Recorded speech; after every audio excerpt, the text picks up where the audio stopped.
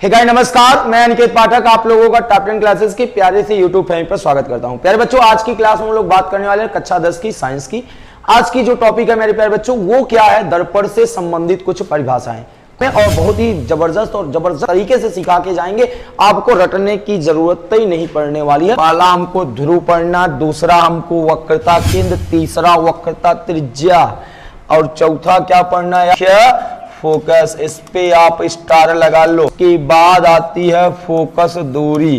क्या आती है मेरे प्यारे बच्चों, फोकस दूरी। बोलो, ये फोकस दूरी हो गई, 3 2 5 हो गए। एक और पूछता है द्वारक।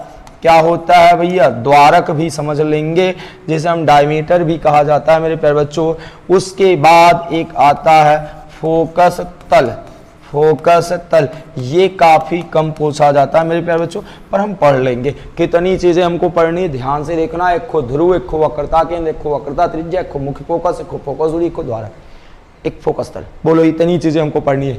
वो एक बार दिमाग में आ गए भैया, एक बार दिमाग में आ चुका है कि ध्रुव, वक्रता केंद्र, वक्रता त्रिज्या और ये तमाम फलाना ढिमकाना, ये चीजें हमको पढ़नी है। यार एक बार दिमाग में सेट तो करो। अब हम बात करेंगे ध्रुव की, वक्रता केंद्र की, वक्रता त्रिज्या की। अगर हम दर्पण बनाएंगे तो चाहे अवतल बना ले चाहे उत्तल बना ले। तो हम लोगों ने पढ़ा था कि भैया अवतल दर्पण क्या होते हैं, उत्तल दर्पण क्या होते हैं। अच्छे तरीके से हम लोगों ने पढ़ा कि बताओ एक बार, अवतल दर्पण क्या होता है प्यारे बच्चों। अवतल दर्पण वो होता है जो बाहर से क्या किया गया हो, कलई किया गया हो। जो बाहर से क्या किया गया हो, कलई किया गया हो, वो आपका कौन सा दर्पण कहलाता है, अवतल दर्पण कहलाता है। और उत्तल दर्पण कौन सा होता है मेरे प्यारे बच्चों, उत्तल दर्पण वो होता है जो अंदर से कलई किया गया हो, जो अंदर से पॉलिश किया गया हो, वो उत्तल दर्पण होता है। बोलो, बात क्लियर है। ये कौन सा दर्पण है, उत्तल है। ये कौन सा दर्पण है भैया, उत्तल है। और ये कौन सा दर्पण है, अवतल है। चलो समझते हैं, ध्यान से देखना। किसी दर्पण में मैंने आपको बताया था 2 भाग होते हैं। किसी भी दर्पण में 2 भाग होते हैं। एक को परावर्तक पृष्ठ होता है, एक को कलई किया गया रहता है। क्या प्यारे बच्चों, एक को पॉलिश किया जाने वाला भाग होता है, एक को परावर्तक होता है। तो देखिएगा, इधर पॉलिश करने वाला भाग ये है, उसको मैं पॉलिश करने वाले भाग को थोड़ा सा रेड कलर से दिखाता हूं। यार देख ले कि भाई ये जो रेड कलर वाले भाग हैं, ये जो रेड कलर वाले भाग है ना, ये चीज जो है पॉलिश किया गया। आप समझ लो कि ये रेड कलर के जो भाग हैं, ये इसके दूसरे पृष्ठ हैं। तो ये रेड कलर का भाग देखना, एक बार मैं फिर से बता रहा हूं, ये आपका पॉलिश है, ये आपका क्या है प्यारे बच्चों, पॉलिश है। और जो यहाँ आगे ये ब्लैक कलर का भाग दिख रहा है, ये जो ब्लैक कलर का दिख रहा है, ये परावर्तक है। ये क्या है प्यारे बच्चों, परावर्तक है ना। तो वही चीज मैं आपको बता रहा हूं कि दर्पण का मध्य बिंदु, दर्पण का मध्य बिंदु अगर कोई बोले भैया ध्रुव है, तो ऐसा कुछ भी नहीं है प्यारे बच्चों। परावर्तक पृष्ठ का मध्य बिंदु ही आपका क्या कहलाता है, दर्पण का ध्रुव कहलाता है।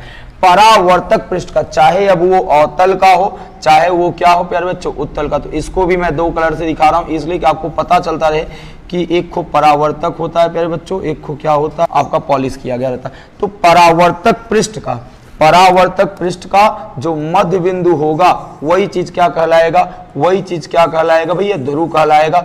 और ध्रुव को प्यारे बच्चों पी से व्यक्त करते हैं। किससे व्यक्त करते हैं, पी से। किससे व्यक्त करते हैं, पी से। तो बोलो, डेफिनेशन एकदम क्लियर हो गई, याद करने की जरूरत ही नहीं है। बोलो, दर्पण के परावर्तक पृष्ठ का जो मध्य बिंदु होगा, उसे हम क्या कहेंगे, दर्पण का ध्रुव कहेंगे। तो लिख लेते हैं, क्या लिखेंगे मेरे प्यारे बच्चों, दर्पण क्या लिखने वाले हैं, देखना, दर्पण परावर्तक, किसका, दर्पण के परावर्तक पृष्ठ का मध्य बिंदु। दर्पण के परावर्तक पृष्ठ का मध्य बिंदु ही क्या कहलाता है, मध्य बिंदु ही दर्पण का, बोलो, मध्य बिंदु ही दर्पण का क्या कहलाता है, ध्रुव कहलाता है। बोलो, क्या बातें क्लियर हो गई, दर्पण का क्या कहलाता है, ध्रुव कहलाता है। यहां तक बात क्लियर है या नहीं है, बोलो, यहां तक बातें क्लियर है। अच्छा, मेन पॉइंट का है जानते हो, इसे पी से व्यक्त करते हैं। किससे व्यक्त करते हैं प्यारे बच्चों, पी से। अब जहां भी ये आएंगे, जहां पी दिखेगा, जान लेना वो दर्पण का क्या है, ध्रुव है। इसे पी से क्या करते हैं, व्यक्त करते हैं। ठीक, बोलो भैया, कोई दिक्कत, कोई समस्या, पहली डिफिनीशन हमारी क्लियर हो गई कि भैया दर्पण का ध्रुव का होता है। आइए नेक्स्ट की बात करते हैं। पहले बच्चों देखना, हमने क्या बना लिया, एक को गोला बना लिया। वो गोला क्या होने वाला, खोखला। गोला क्या होने वाला, खोखला, जिसे हम लोग क्या कहते हैं, हालो स्फीयर्स। क्या कहते हैं, हालो स्फीयर्स। अब ये हमने केवल अभी एक खोखला गोला बना के रखा है। अब देखिएगा, जब हम कोई एक खोखला गोला लेते हैं, अब इसी में से एक तरफ अवतल दर्पण काटेंगे, एक तरफ क्या काटेंगे, उत्तल दर्पण। एक तरफ क्या काटेंगे भैया, अवतल दर्पण, एक तरफ क्या काटेंगे, उत्तल दर्पण। जब आप गोला बना रहे थे ना, गोले का क्या था, सेंटर था। अब देखिएगा, आपने केवल क्या किया, एक खोखले गोले का एक भाग इधर से काट लिया, खोखले गोले के भाग को इधर से काट लिए। खोखले गोले को दोनों तरफ से आपने केवल क्या किए हो, काटे हो। ये किसी एक को क्या कर दिए, बाहर से पॉलिश कर दिए। किसी एक को क्या कर दिए मेरे प्यारे बच्चों, बाहर से आपने पॉलिश कर दिया। किसी एक दर्पण को आपने किसी एक खोखले गोले को आपने क्या कर दिया, बाहर से पॉलिश कर दिया, ठीक। और किसी एक खोखले गोले को आपने कहां से पॉलिश कर दिया, अंदर से पॉलिश कर दिया। कहां से पॉलिश किए भैया, अंदर से। तो देखना, इसको आपने अंदर से पॉलिश कर दिया और उसको आपने क्या किया, बाहर से। मतलब आपने एक खोखले गोले से दो भाग काटे। एक खोखले गोले से आपने दो भाग काटा, एक को बाहर से पेंट किया, एक को अंदर से पेंट किया। तो जो अंदर से पेंट हुआ वो कौन सा दर्पण बना, उत्तल दर्पण। कौन सा दर्पण बना प्यारे बच्चों, उत्तल दर्पण। और जो बाहर से आपने पेंट किया था वो कौन सा दर्पण बन गया, अवतल दर्पण। बोलो, क्या यहां तक बात क्लियर है? बात क्लियर है या नहीं है? अब देखना मजे की बातें क्या है कि भैया अवतल दर्पण हो चाहे उत्तल दर्पण हो, अवतल दर्पण हो चाहे उत्तल दर्पण हो, वो जिस खोखले गोले का भाग होता है या जिस खोखले गोले को काटकर बनाया गया होता है। बताओ, पहले ये खोखला गोला था, आपने खोखले गोले को काटा, खोखले गोले को काटा, उसके बाद ही तो अवतल दर्पण उत्तल दर्पण बनाए ना। तो वही चीज तो मैं कह रहा हूं कि गोली दर्पण जिस खोखले गोले से काटकर बनाया जाता है, उसी खोखले गोले का जो केंद्र होता है, उसी खोखले गोले का जो केंद्र होता है, दर्पण का क्या कहलाता है प्यारे बच्चों, वक्रता केंद्र कहलाता है। क्या बातें यहां तक क्लियर है? क्या यहां तक बातें क्लियर है? और इसे हम किससे व्यक्त करते हैं मेरे प्यारे बच्चों, सी से। गोलीय, देखना, गोलीय दर्पण। क्या, गोलीय दर्पण। जिस गोलीय दर्पण जिस खोखले गोले का बना होता है, जिस खोखले गोले का बना होता है, गोली दर्पण जिस खोखले गोले का भाग होता है, जिस खोखले गोले का भाग होता है। क्या प्यारे बच्चों, जिस खोखले गोले का भाग होता है, उसी गोले का केंद्र ही, उसी गोले का केंद्र ही, ध्यान से, उसी गोले का केंद्र ही, ध्यान से देखना, उसी गोले का केंद्र ही, उसी गोले का केंद्र ही क्या कहलाता है, दर्पण का वक्रता केंद्र कहलाता है। क्या कहलाता है, दर्पण का वक्रता केंद्र कहलाता है। क्या कहलाता है, वक्रता केंद्र कहलाता है। ये हो गए भैया बातें वक्रता केंद्र की। अब चाहे वो अवतल हो चाहे क्या हो, उत्तल, वक्रता केंद्र को किससे व्यक्त करते हैं प्यारे बच्चों, इसे कैपिटल सी से व्यक्त करते हैं। किससे व्यक्त करते हैं प्यारे बच्चों, कैपिटल सी से व्यक्त करते हैं। बोलो, यहां तक बात क्लियर हो गई या नहीं हो गई? अभी हमने केवल ध्रुव और वक्रता केंद्र पढ़ा है। ध्रुव में हमने क्या पढ़ा, बोलो, ध्रुव में हमने क्या पढ़ लिया प्यारे बच्चों, ध्रुव में पढ़ा कि परावर्तक पृष्ठ का मध्यबिंदु दर्पण का क्या कहलाता है, ध्रुव कहलाता है। परावर्तक पृष्ठ का मध्यबिंदु दर्पण का ध्रुव कहलाता है। और ये पढ़ लिए कि भैया गोली दर्पण जोने गोले के काट के बनाई जाए, वही गोलवा का केंद्र दर्पण का कहलाए वक्रता केंद्र। एक एक से व्यक्त करते हैं, सी से व्यक्त करते हैं। आगे बढ़ा जाए, आगे हमारे सके भैया तीसरी हेडिंग हो वक्रता त्रिज्या। कौन सी हेडिंग है, वक्रता त्रिज्या। तो प्यारे बच्चों आइए वक्रता त्रिज्या की बात करते हैं। किसकी बात करते हैं भैया, वक्रता। तो हमने वक्रता केंद्र जब पढ़ लिया तो उसके बाद तीसरी बातें आती हैं वक्रता त्रिज्या। किसकी बात आती है, वक्रता त्रिज्या ना। तो एकदम आप ऐसे भी डिफिनीशन दे सकते हो, ऐसे भी डिफिनीशन दे सकते हो, पीछे पेज पे चले तब आपको बताएं, ऐसे भी दे सकते हो। पहले आप बताओ, जब आपने गोला बनाया था तो गोले में त्रिज्या बनी होगी, गोले में क्या बनी होगी, त्रिज्या बनी होगी। तो ये लाइन आप क्या कहने वाले थे, ये लाइन गोले की त्रिज्या कहलाती कि नहीं कहलाती, ये लाइन गोले की त्रिज्या कहलाती कि नहीं कहलाती, जो खोखला गोला लिए थे। जब आप प्यारे बच्चों खोखला गोला लिए थे तो खोखले गोले की जो त्रिज्या होगी वो दर्पण की क्या कहलाएगी, वक्रता त्रिज्या कहलाएगी। वही चीज हम लोग बताने वाले हैं कि गोली दर्पण जिस खोखले गोले का भाग होता है उसी खोखले गोले की त्रिज्या को हम दर्पण की क्या कहते हैं, वक्रता त्रिज्या कहते हैं। या तो दूसरे शब्दों में बोले, वक्रता केंद्र और ध्रुव के बीच की दूरी, वक्रता केंद्र और ध्रुव के बीच की दूरी ही क्या कहलाती है, वक्रता त्रिज्या। देखना, ये वक्रता केंद्र, ये ध्रुव है, तो यही तो वक्रता त्रिज्या कहला रही, तो इन्हीं के बीच की दूरी को तो वक्रता त्रिज्या नाम देंगे। तो प्यारे बच्चों दो परिभाषा आपको मिल रही है, एक तो यार वक्रता केंद्र और ध्रुव के बीच की दूरी, और एक दर्पण जिस गोले का बना होता है उस गोले की त्रिज्या को हम कहते हैं। तो दोनों परिभाषा आपको अगर अच्छे लग रहे हैं तो दोनों लिख लेना। तो क्या क्या लिखने वाले हो, बोलो भैया क्या लिखने वाले हो। पहला गोलीय दर्पण, जैसे आप वक्रता केंद्र का लिखे तो वैसे गोलीय दर्पण जिस गोले का भाग होता है, जिस गोले का भाग होता है, क्या, गोली दर्पण जिस गोले का भाग होता है, जिस गोले का भाग होता है उसी गोले की त्रिज्या ही, उसी गोले की त्रिज्या ही क्या कहलाती, बोलो, उसी गोले की त्रिज्या ही, उसी गोले की त्रिज्या ही दर्पण की क्या कहलाती है, वक्रता त्रिज्या कहलाती है। दर्पण की वक्रता त्रिज्या कहलाती है। कौन सी त्रिज्या कहलाती है, वक्रता त्रिज्या कहलाती है। ये देखो यहाँ से आप बता लोगे, या तो हमने जो शार्ट वाला डिफिनीशन बताया वो आप लिख सकते हो क्या, किसकी, अथवा करके आप ये परिभाषा भी याद रख लेना।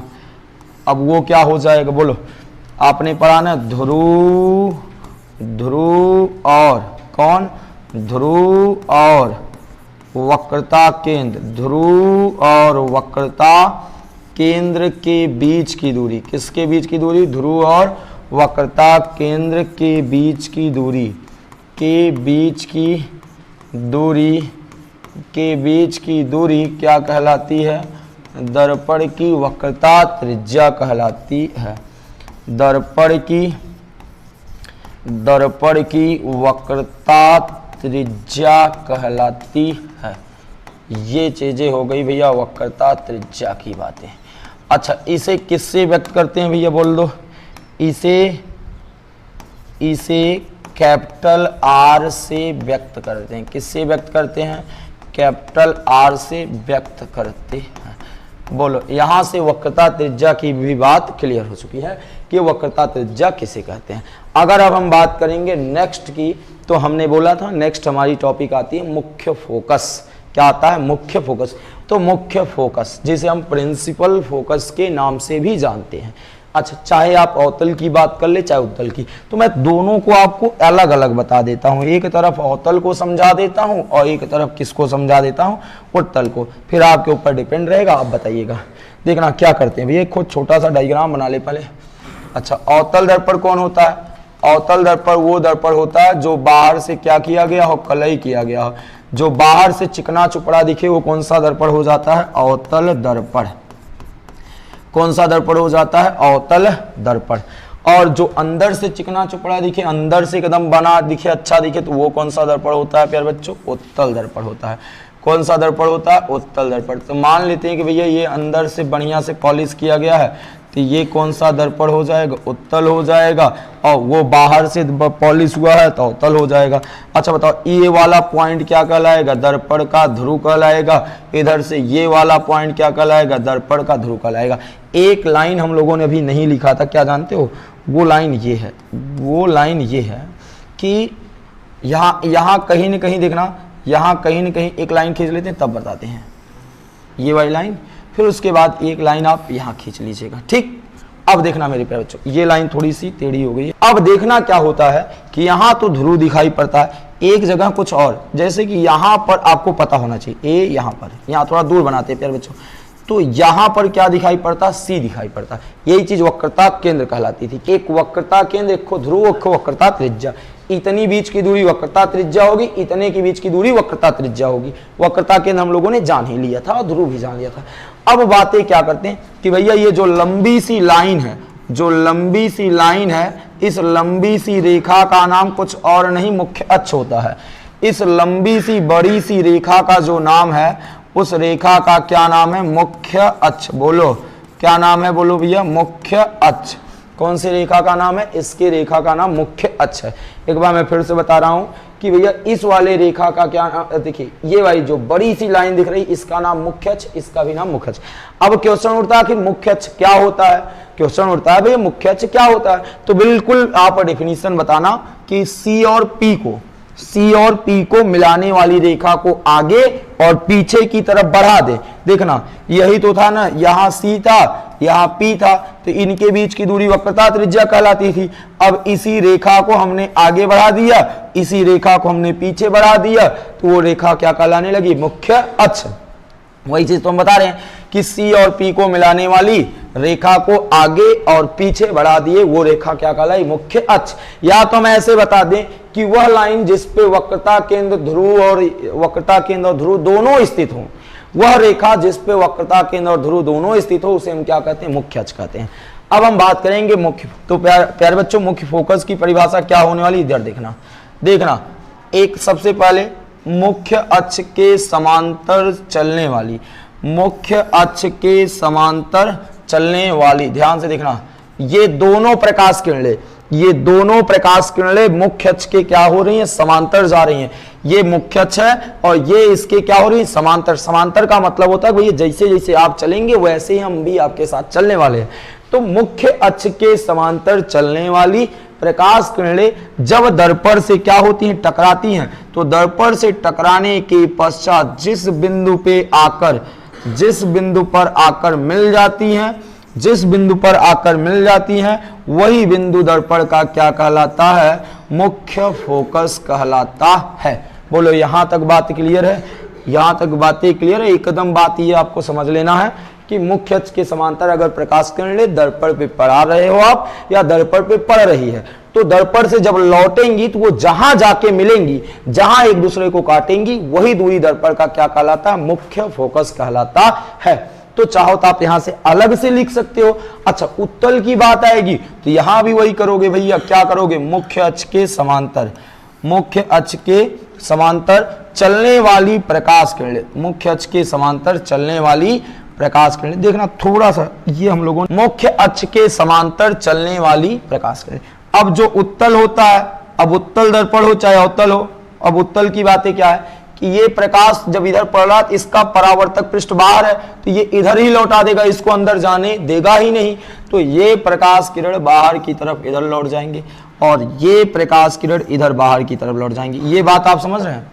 अब आप कहेंगे सर यहां तो इधर से इधर आ रहा था, भाई साहब इसका परावर्तक पृष्ठ अंदर की तरफ था तो इसलिए ये अंदर से परावर्तित हुए, और ये इसका परावर्तक पृष्ठ बाहर था तो ये बाहर ही लौट गए, अंदर आने की बात ही नहीं आई, अंदर ये आए ही नहीं। तो वही चीज कह रहा है कि मुख्य अक्ष के समांतर चलने वाली प्रकाश किरणें जब दर्पण से टकराती हैं तो वो लौट जाती हैं। पर अगर हम कहें इसको इमेजिन करते हैं, क्या करते हैं, इमेजिन करते हैं, ध्यान से देखना, कल्पना करते हैं कि ये प्रकाश किरण किसी बिंदु से आ रही है, ये प्रकाश किरण किसी क्या बिंदु से आ रही है। ध्यान से थोड़ा सा हम वक्रता केंद्र को और दूर कर लेते हैं, वक्रता केंद्र को और दूर कर लेते हैं, यहां कर देते हैं वक्रता केंद्र। ठीक, ध्यान से समझना, हमने क्या बताया आपको, फिर से समझो।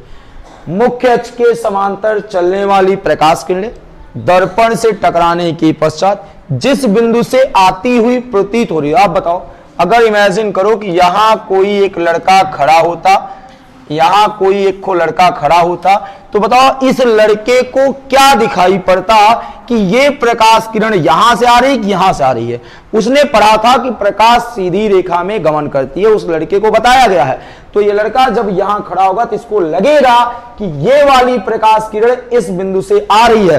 और वही अगर लड़का एक बार यहां आके खड़ा हो जाए और इसको बताओ, जब ये लड़का यहां आके खड़ा होगा तो बोलो इस लड़के को क्या दिखेगा कि ये प्रकाश किरण इस बिंदु से आ रही है। वही चीज वही जिस बिंदु से आती हुई दिख रही है, पर आप जानते हो, हम जान रहे हैं कि यहां से नहीं आ रही है, वो यहां से केवल कल्पना किया जा रहा है। तो वही काल्पनिक बिंदु ही क्या कहलाता है? उत्तल दर्पण का मुख्य फोकस कहलाता है। बात क्लियर हो गई? तो बोलो एक बार इसकी परिभाषा क्या होने वाली है? मुख्य अक्ष के समांतर चलने वाली प्रकाश किरणें दर्पण से टकराने के पश्चात जिस बिंदु से आती हुई प्रतीत होती है वह बिंदु उत्तल दर्पण का क्या कहलाता है? मुख्य फोकस कहलाता है। और अवतल का क्या हो जाएगा? मुख्य अक्ष के समांतर चलने वाली प्रकाश किरणें जिस बिंदु पे आकर मिलती है वह बिंदु अवतल दर्पण का क्या कहलाता है? मुख्य फोकस का। तो भैया दोनों परिभाषाएं, मुख्य अक्ष समांतर, मुख्य अक्ष के समांतर चलने वाली प्रकाश किरणें, क्या? चलने वाली प्रकाश किरणें, मुख्य अक्ष के समांतर चलने वाली प्रकाश दर्पण से परावर्तित होने के पश्चात, क्या? दर्पण से परावर्तित होने के बाद जिस बिंदु पर जाकर मिलती हैं, जिस बिंदु पर मिलती हैं, क्या? जिस बिंदु पर मिलती हैं वह बिंदु अवतल दर्पण का मुख्य फोकस कहलाता है। क्या कहलाता है? मुख्य फोकस कहलाता है। क्या कहलाता है प्यारे बच्चों? मुख्य फोकस कहलाता है। इसे हम किससे व्यक्त करेंगे? एफ से। किससे व्यक्त करेंगे? एफ से। तो याद रखना, मैं यही लिख दे रहा हूं, इसे एफ से, कैपिटल एफ से व्यक्त करते हैं। किससे व्यक्त करते हैं? कैपिटल एफ से व्यक्त कर। आगे बात करेंगे हम उत्तल दर्पण के मुख्य फोकस की। किसकी बात करेंगे भैया? उत्तल दर्पण के मुख्य फोकस की। जहां आपने ये लिखा है जिस बिंदु पर जाके मिलती है ना, वहीं केवल इतना लिखना जिस बिंदु से आती हुई प्रतीत होती है, केवल इतना ही चेंज करना है। वहां आपने लिखा जिस बिंदु पर आकर मिलती है, यहां आपको लिखना जिस बिंदु से आती हुई प्रतीत होती है। कैसे लिख दोगे भैया? क्या लिखोगे बताओ? यहां लिखोगे, देखो, मुख्य अक्ष के समांतर, मुख्य अक्ष के समांतर चलने वाली प्रकाश किरणें, क्या बोलो? चलने वाली प्रकाश किरणें दर्पण से परावर्तित होने के पश्चात, दर्पण से परावर्तित होने के पश्चात, दर्पण से परावर्तित होने के पश्चात जिस बिंदु से आती हुई प्रतीत होती है, क्या होती है? आती हुई प्रतीत होती है, वह बिंदु उत्तल दर्पण का मुख्य फोकस कहलाता। केवल आपको इतना ध्यान देना है बस कि मुख्य अक्ष के समांतर अगर प्रकाश किरणें पड़ रही हैं, टकराने के बाद जिस बिंदु से आती हुई दिखेंगी वह बिंदु उत्तल दर्पण का मुख्य फोकस होता है। और यहां जाके वास्तव में मिल जाए तो आपका अवतल का होगा। तो एक बात तो श्योर है कि अवतल दर्पण का मुख्य फोकस वास्तविक होता है और उत्तल दर्पण का मुख्य फोकस आभासी होता है, मतलब काल्पनिक होता है, केवल हम कल्पना करते हैं, वास्तव में होता नहीं। अच्छा एक बात है और, अब यहां अगर मुख्य फोकस आप पढ़ ही लिए हो तो नेक्स्ट पेज पे हम केवल एक छोटा सा चीज समझ लेते हैं प्यारे बच्चों। वो चीज है फोकस दूरी। वो चीजें क्या है? फोकस दूरी। जैसे हम लोग क्या कहते हैं? फोकल लेंथ कहते हैं। याद रहे, फोकस दूरी एकदम छोटी सी चीजें हैं। क्या है? फोकस दूरी। तो फोकस दूरी क्या होता है वो समझना। अब देखिए पिछले वाले पेज पर हम लोग चलते हैं। फोकस दूरी क्या होता है? यहां से लेके यहां तक की दूरी, यहां से यहां के बीच की दूरी, ये जो दूरी है ये दूरी क्या कहलाएगी? फोकस दूरी कहलाएगी। तो ये इस पॉइंट का नाम मुख्य फोकस है, इस पॉइंट का नाम ध्रुव है। तो मुख्य फोकस और ध्रुव के बीच की दूरी, मुख्य फोकस और ध्रुव के बीच की दूरी क्या कहलाती है? फोकस दूरी कहलाती है। तो इसको भी हम यहाँ क्या लिख देते हैं भैया? यहाँ से क्या डिफिनीशन बन जाए? ध्रुव के बीच की दूरी, ध्रुव के बीच की दूरी, किसके बीच की दूरी, मुख्य फोकस और ध्रुव के बीच की दूरी फोकस दूरी कहलाती है। क्या कहलाती है, फोकस दूरी कहलाती, क्या कहलाती है, फोकस दूरी कहलाती है। इसे स्मॉल एफ से व्यक्त करते हैं, किससे व्यक्त करते हैं, स्मॉल एफ से व्यक्त करते हैं। देखो प्यारे बच्चों, फोकस दूरी तो हो गई। यहीं पर एक छोटा सा हम लोगों ने कहा था एक टॉपिक की और चर्चा करेंगे, फोकस तल। एक टॉपिक का हमने और बात कहा था, फोकस तल क्या होता है, तो ध्यान से देखना फोकस तल क्या होता है। अब आइए नेक्स्ट पीछे वाले पेज पे, मुख्य फोकस पे खींचा गया तल, मुख्य फोकस पे खींचा गया लंबवत कोई भी तल। आप मुख्य फोकस पे एक लंबवत तल खींच दीजिए, वो तल क्या कहलाएगा, फोकस तल कहलाएगा। तो उसको भी हम यहां लिख दे रहे हैं। क्या मिल जाने वाला है यहां पर, बोलो, मुख्य फोकस पर खींचा गया, मुख्य फोकस पर खींचा गया लंबवत तल, खींचा गया लंबवत तल, लंबवत तल फोकस तल कहलाता है। क्या कहलाता है, फोकस तल कहलाता है। अच्छा, यहां से फोकस तल की तो बात हो गई खत्म। अब उसके बाद अगला एक पॉइंट और छूट रहा था, फोकस तल के बाद था द्वारक। क्या नाम था, द्वारक। अब द्वारक क्या होता है जानते हो, द्वारक होता है दर्पण का व्यास। किसका व्यास भैया, दर्पण का व्यास।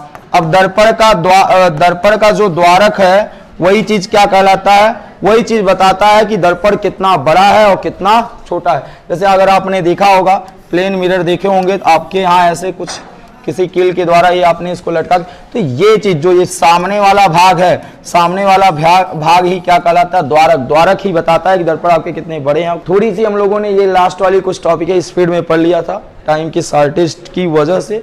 हमें उम्मीद है कि हमने जितनी चीजों पर डिस्कशन किया है या जितनी टॉपिक की चर्चा हमने किया है, जैसे कि हमने ध्रुव पढ़ा, वक्रता केंद्र पढ़ा, वक्रता त्रिज्या पढ़ा, मुख्य फोकस पढ़ा, फोकस दूरी पढ़ा, फोकस तल पढ़ा, उसके बाद हमने द्वारक पढ़ा। तो हमें उम्मीद है कि अभी तक मैंने जितनी चीजें आपको पढ़ाई है सारी चीजें समझ में आया होगा। अगर तब भी कोई चीजें नहीं समझ में आया होगा तो आप कमेंट बॉक्स में कमेंट कर सकते हैं। मिलते हैं आपको नेक्स्ट वीडियो में एक नई टॉपिक के साथ, तब तक के लिए जय हिंद जय भारत।